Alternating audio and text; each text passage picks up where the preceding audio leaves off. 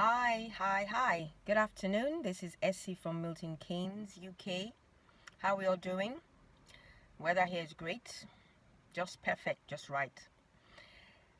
Today, my very first topic that I want to talk about regarding children on the autistic spectrum, children with challenges, different conditions, and all of that is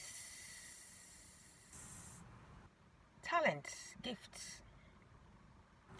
Yeah. So everyone, I believe, everyone has their opinion. I believe everyone has a gift. Everyone has a raw, it could be a raw talent, and it could just be a passion for an area. I believe every single person has something. So for some people, there's a greater potential, and for some others, it's just a passion. And it's good to nurture that passion if it's a passion that the person has. So with our children on the autistic spectrum, or our children that have challenges, because there's a delayed progression in other areas like the mainstream, it's always important to be alert and sensitive to what talent or what passion they have. They may not know it, and being children, they may not know it, they may not be able to find. There's some children, even all the way up to adulthood, they don't know what their passion is. Someone else would have to even fish out that passion for them as they get to adulthood. So for our children, it's always important to find that passion or that raw talent your child has, and seize it, take it, grab it, mold it, nurture it, and grow it. Because you will thank yourself someday, your child will thank you someday, depending on the level you take in growing it and using it. There's something called the savant behavior, and this just means extra abilities in a particular area. It could be in art, it could be in music, it could be in maths. Usually they say it's in art and music, but it could also be in sports, a particular kind of sport. For example, basketball, swimming. You just find out that your child at the age of 3 is so good at swimming and is able to learn quick. There's something there, straight away you spot it out that, look, this child definitely has something in this area, and you need to take it and use it and grow it. Why am I saying this? I've spotted out the talents in my son, and I realized that he had 2 raw talents, one in art and one in piano stroke music, really. So at a very young age, he was good. He was very good with the piano, and he learned how to play Mary Had a Little Lamb at the age of 4. But then I was saying, wow, we need to take this boy, let him grow in this piano playing. And I was like wondering, how was I going to do this? We're battling with the autistic traits, with hospital appointments here and there, and how is this going to happen? And even me still trying to comprehend the fact that, oh, is he really on the autistic spectrum? So by the time he was 9, 10, took him for piano tuition, and he started going for piano tuition.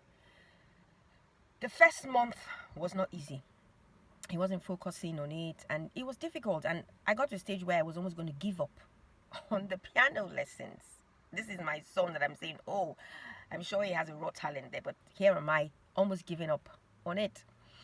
And carried on to the second month. It still wasn't easy, and then on to the third month. When we got to the third month, the teacher said, you know what, your son definitely has a gift. She said it herself. She said he has a gift in piano. He knows how to read music. I have never heard of that. I know of children, of people that start playing the piano, they're learning, but he knows how to read music. So he made it so easy, and I'm like, wow, where did this all come from? Anyway, now he's good with the piano. He would listen to songs and he will play it by himself on the piano. He would listen to songs or his favorite music, and then he would go and practice it on the piano himself. He now has a grade 1. He now has a grade 1 in piano, yes, and we're still moving up. And I've also noticed that with the drums, he's good as well. So I intend to go into the other instruments for him to grow him in that area. So what am I saying here, really? What I'm saying here, I want to encourage someone. I want someone to take this from me. If you found that talent or gift in your child, or that passion in your child, and you started growing it, don't give up. Just be persistent, be consistent. Even if you have to stop for a while, please go back to it. You know, if it's drawing, if it's a particular sport, because that child will thank you someday, and you will thank yourself for not giving up. I'm telling you, you will thank yourself for not giving up. You know, I'll get him one of these days to come in with me and ask him a few questions on the piano. So please look for that. Fish out that raw talent, or fish out that passion in your child that your child has. Even for the non-verbal children on the spectrum, on the autistic spectrum, there is something your child has, and that passion or that talent, that might even be what is going to untie or break that non-verbalism in your child. That might just be it. You never know. So I'm just encouraging someone to be sensitive and alert in all of this, and take it and use it. Because as you know, we all have a passion, we all have a talent. There's something in all of us, you know, that we have been given, that God, our Creator, has given us. So for your children, please use it, because they are delayed. They might be delayed in progressing in other areas like the mainstream child has. But in this area where they have their gifts or their talent, they're gonna just speed up. So please, once again, watch out for that child, because that child is going places. You know, that child didn't come into your life, into your family, for nothing. There's a reason that child is there. That child has a talent, or that child has a passion, and it's your responsibility as a parent to find it and use it. So guys, that's it. I'm out of here now, and I'll see you all next week. Have a great remaining week. Bye.